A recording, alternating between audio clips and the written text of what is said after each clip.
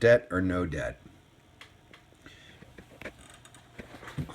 If you were to speak to someone coming out of the Great Depression, they would say that debt is bad. Because what you don't want is a mortgage on a house that you can't afford, and then you lose the house and then you have nothing. So debt would be bad. Dave Ramsey is a popular finance author who says debt is bad.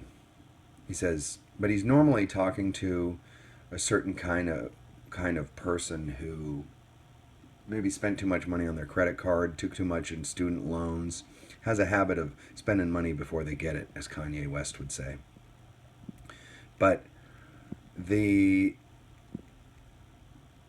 faster than they get it, I think is the quote. But there is this Rich Dad Poor Dad that I've been reading for ever since it came out, however many years ago. And the idea is that debt is what makes you wealthy.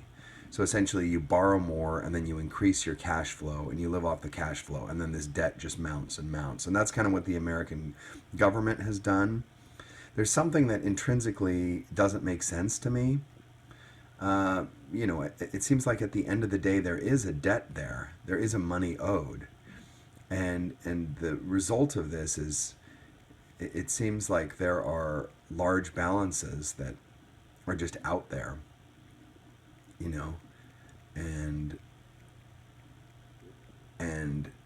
reducing taxes, I think, is part of it, where you're trying to say, oh, I've got this much debt and I made this much money, but I have this much debt, so I'm just gonna, I guess it really depends on being able to sell it. So, like, if you borrow money to buy a house,